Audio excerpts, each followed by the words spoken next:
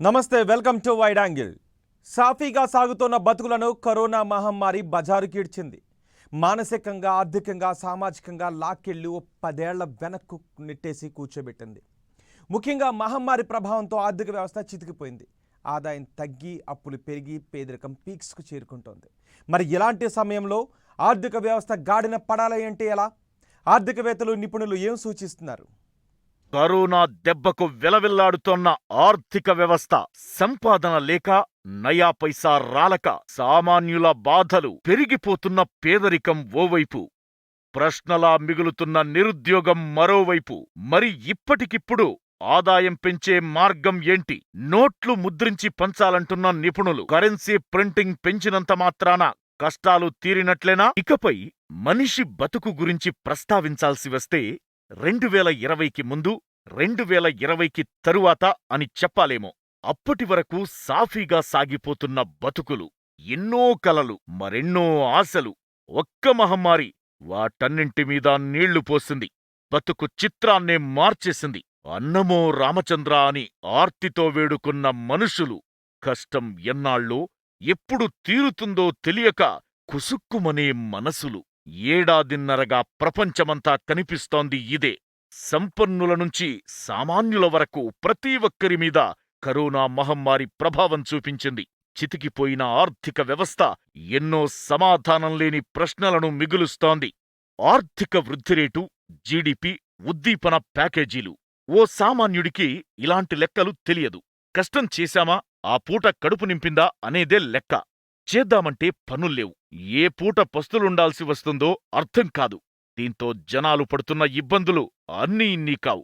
Corona first wave సమయంలో కేంద్రం ఉద్దీపన ప్యాకేజీ ప్రకటించినా ఎవరికి చేరిందో, ఎంతమంది కడుపు నింపిందో లెక్కలానే మారింది. ఫస్ట్ వేవ్ నుంచి కోలుకుంటున్న సమయంలో, ఇక బతుకు చిత్రం నార్మల్ అవుతుందనుకున్న సమయంలో సెకండ్ వేవ్ అంతకు మించిన తీవ్రతతో విరుచుకుపడింది.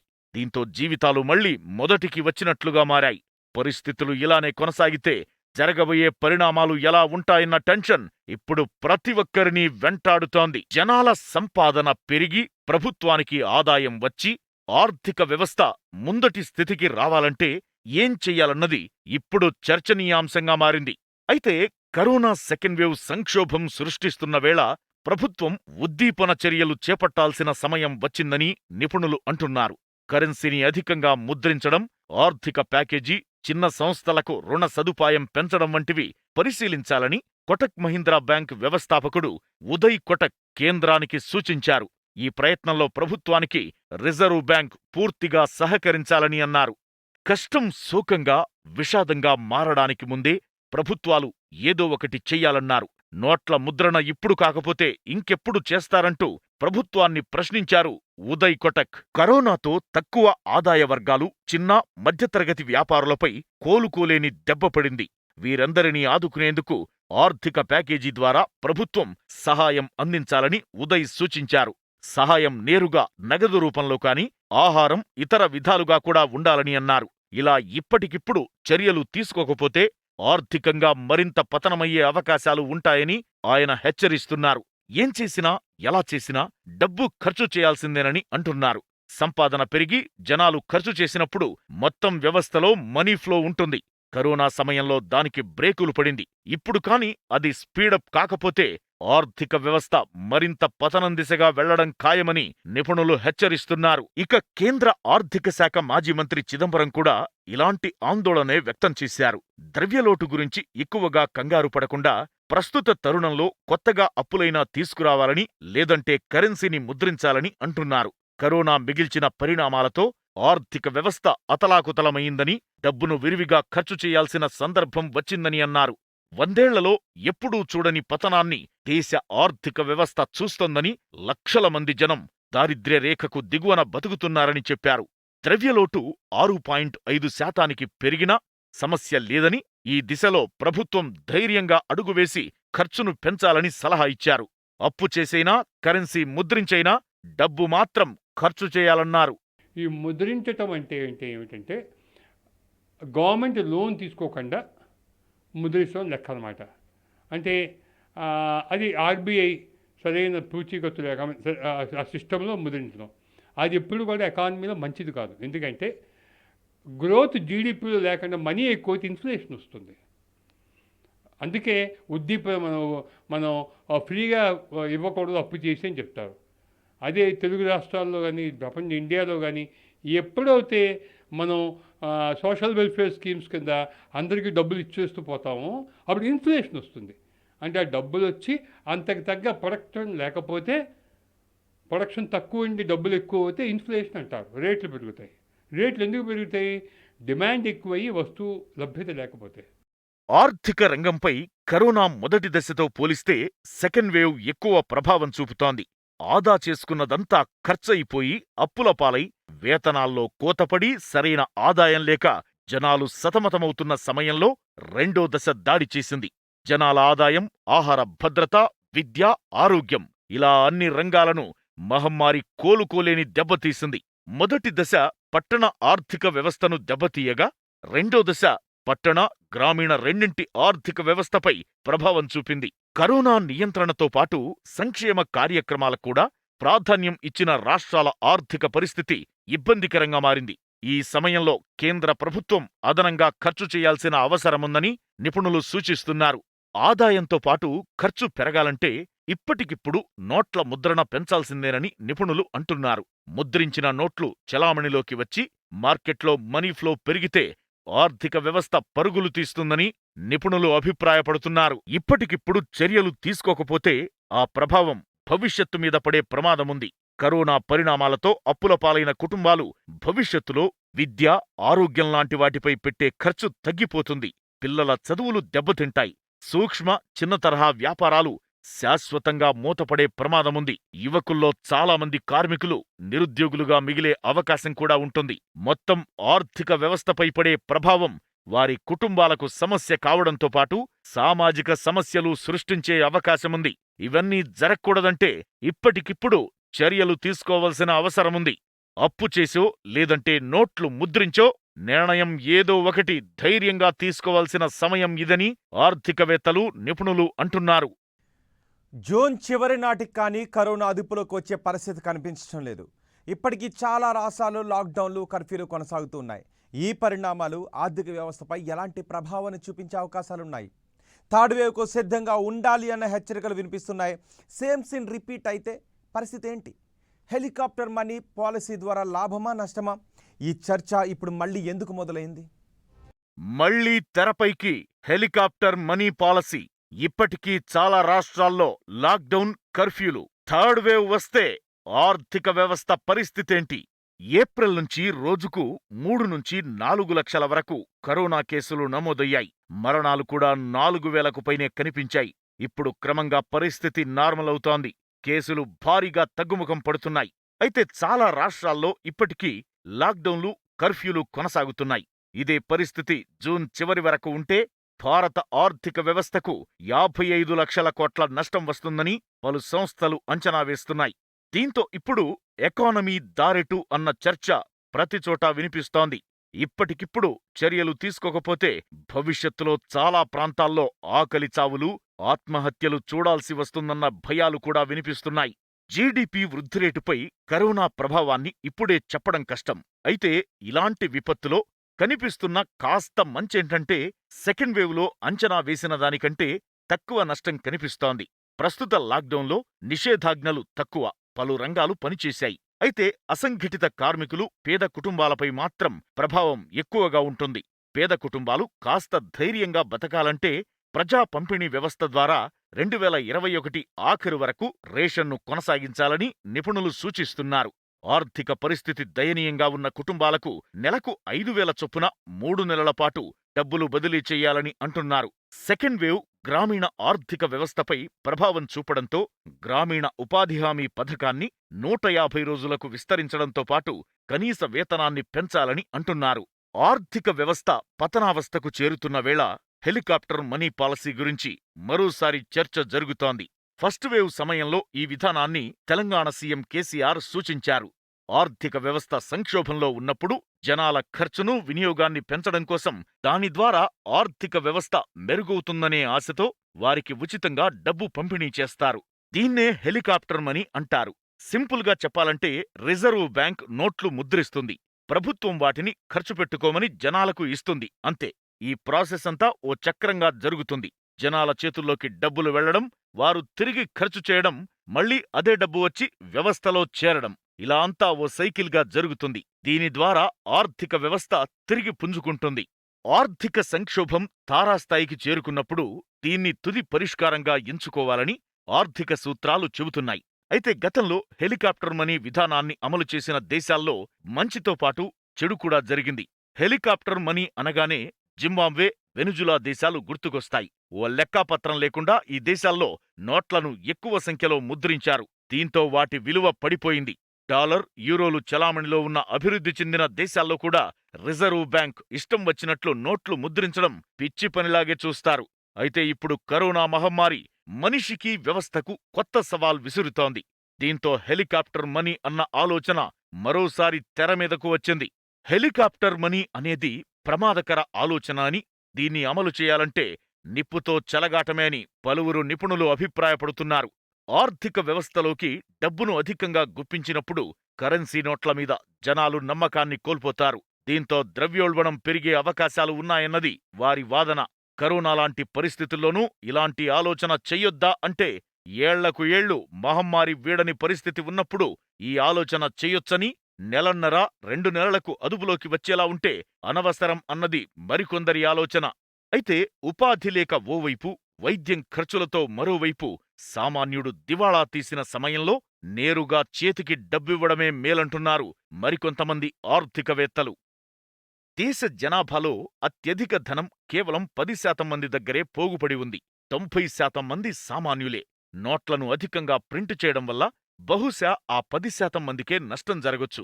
కానీ 90% మందికి మేలు జరుగుతుందంటున్నారు. కోవిడ్ 2వ దశ కాలంలో ప్రధానమైనటువంటి సమస్య ఏంటంటే డిమాండ్ పత్రం. అంటే ప్రజల చేతిలో కొనుగోలు శక్తి లేక వాళ్ళు కొనుగోలు చేయలేకపోవటం, వాళ్ళ జీవితాలు చితికిపోవటం.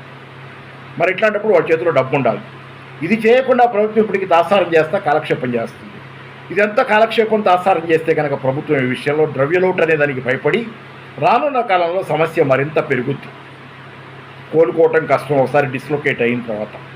కాబట్టి ఈరోజు కేసీఆర్ గారు చెప్పిన హెలికాప్టర్ మనీ అదే సేమ్. ఏదంటే డబ్బులు ముద్రించి చలామణిలో ప్రజల అకౌంట్లోకి, జన్ధన్ అకౌంట్ లాంటి వాటిలోకి జమ చేయటం. ఎవరైతే అవసరం ఉన్న వాళ్ళు ఉన్నారో, పేదరికంలో ఉన్నారో వాళ్ళందరి అకౌంట్లోకి డబ్బులు జమ చేయటం.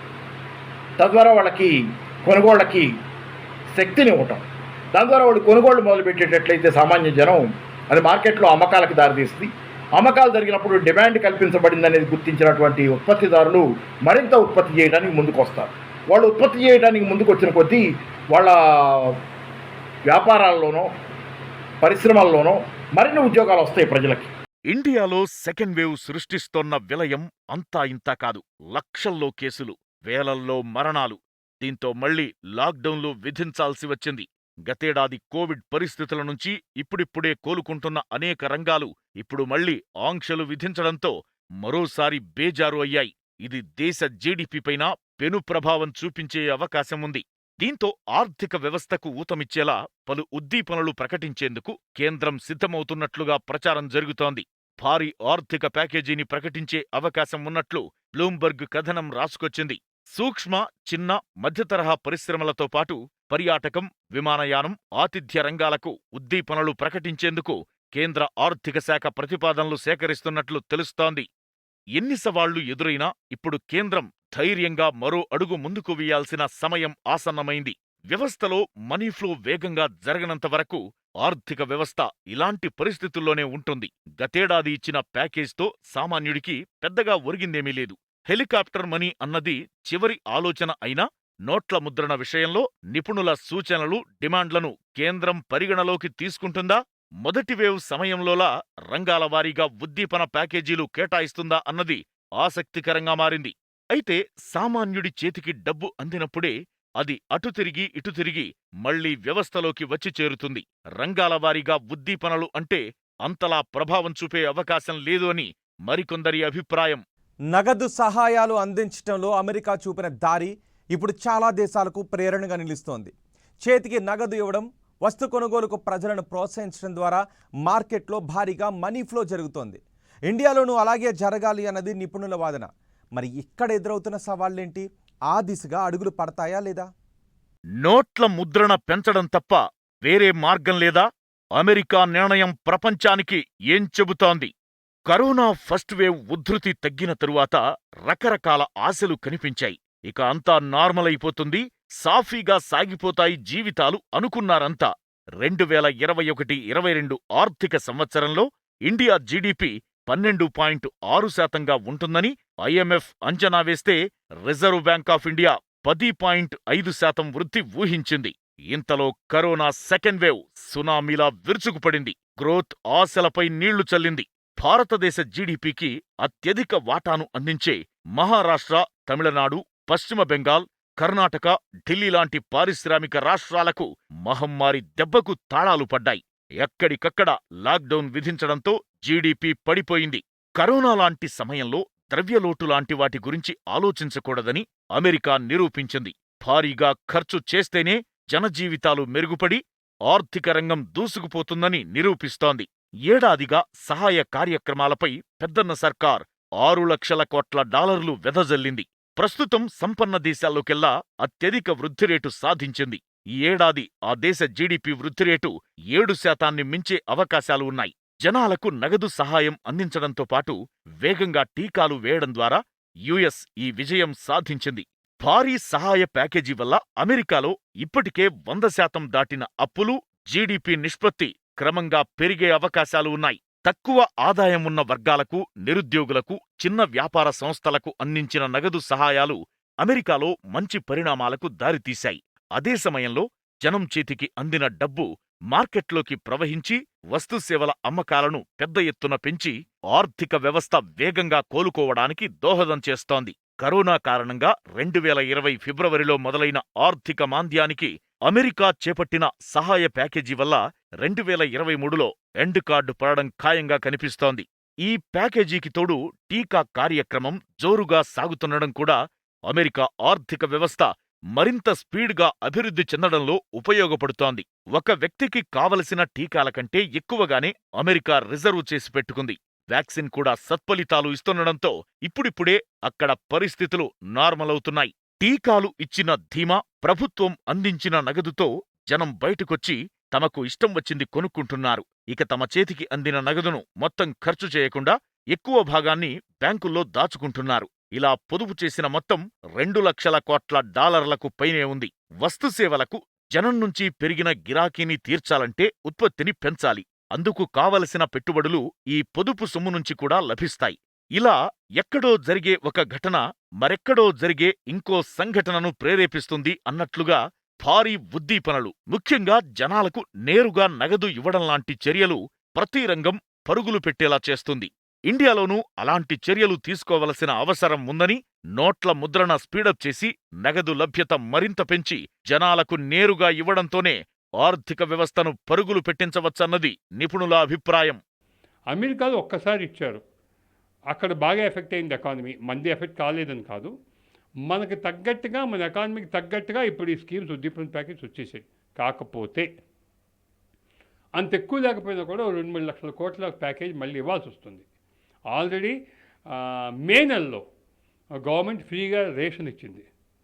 అండ్ ఇప్పుడు కూడా ఈ 4-5 ఇండస్ట్రీ సెక్టార్లలో బాగా ఎఫెక్ట్ అయిన టూరిజము, క్యాబులు, ట్రావెలు, హోటల్సు, రెస్టారెంట్లు, ఈవెంట్ మేనేజ్మెంట్, వీళ్ళందరూ కూడా ఎఫెక్ట్ అయిన వాళ్ళకి కొంత ఉద్దీపన ప్యాకేజ్ ఇద్దామని గవర్నమెంట్ అనుకుంటోంది. చేతిలో డబ్బులున్నా బయటకు వచ్చి కావలసినవి కొనుగోలు చేయాలంటే ఓ ధైర్యం కావాలి. ఆ ధైర్యం టీకా రూపంలోనే లభిస్తుంది. ఇండియా ఈ విషయంలో వెనకబడి ఉంది. వ్యాక్సిన్ కొరతో మరేదో కారణమో ప్రతి రంగం మీద ప్రభావం కనిపిస్తోంది.